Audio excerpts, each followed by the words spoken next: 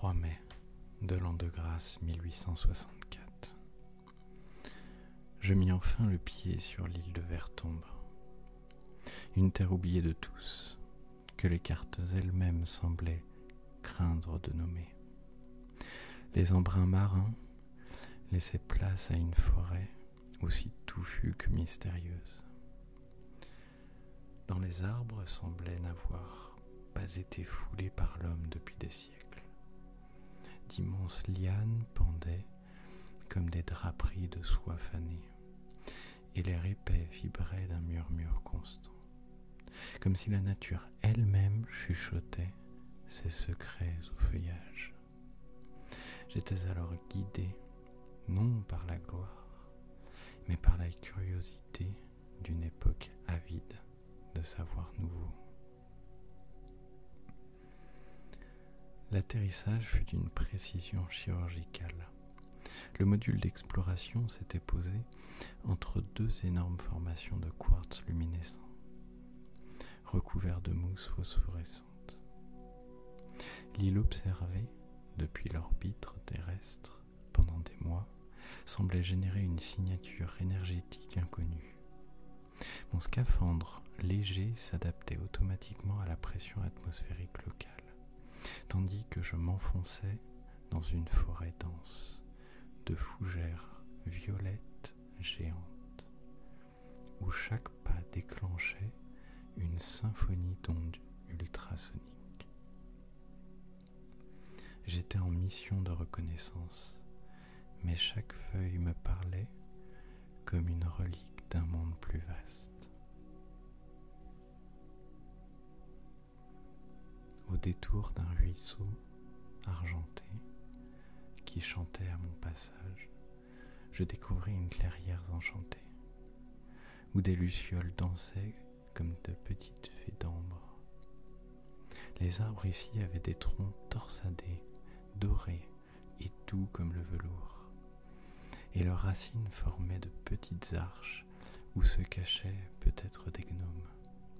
Je m'assis sur un champignon géant, couleur crème fouettée, et respirais le parfum sucré des fleurs multicolores qui semblaient rire doucement dans le vent.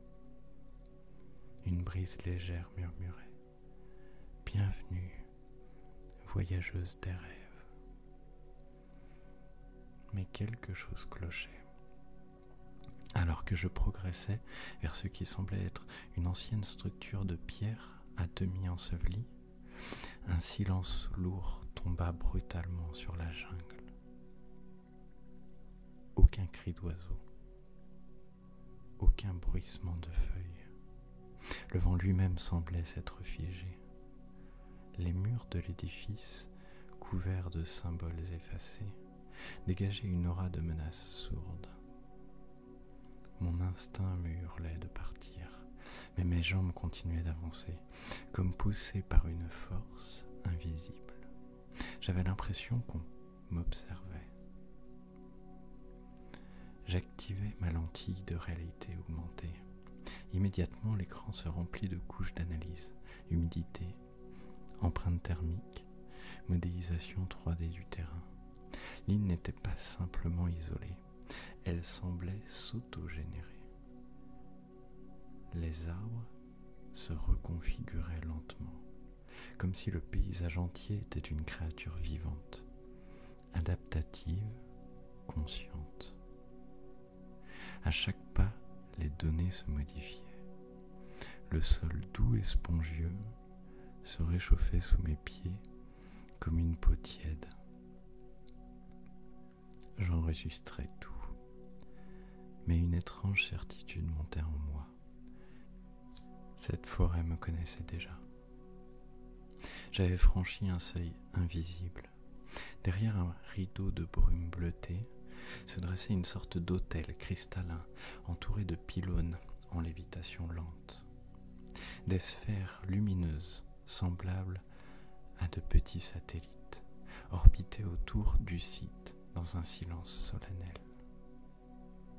Mes instruments détectaient une pulsation régulière, comme un cœur géologique battant au rythme d'un autre monde. J'étais peut-être en train de marcher sur une interface entre dimensions, une zone de contact entre notre réalité et une autre. L'île était bien plus qu'un bout de terre.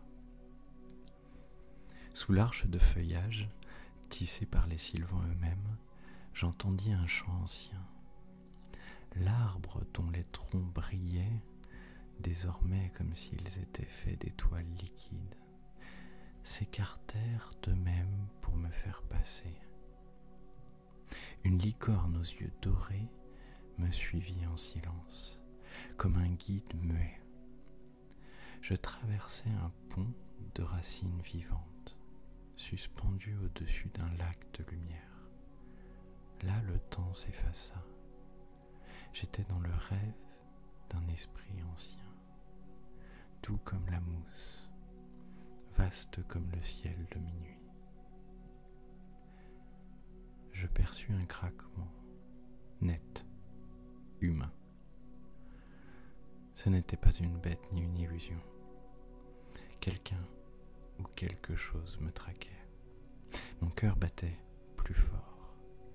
Dans une clairière sombre, je trouvais des restes d'un campement récent. Un carnet détrempé portait mon nom, écrit d'une main que je ne reconnus pas.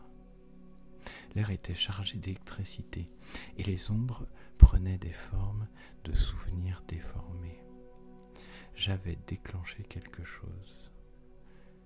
Et encore une fois, je n'étais plus seul. Dans l'obscurité douce d'une ancienne salle de pierre, je découvris une bibliothèque naturelle. Les feuilles des arbres formaient des pages inscrites de poèmes anciens, rédigés dans une langue oubliée mais étrangement familière. Le savoir des siècles m'entourait.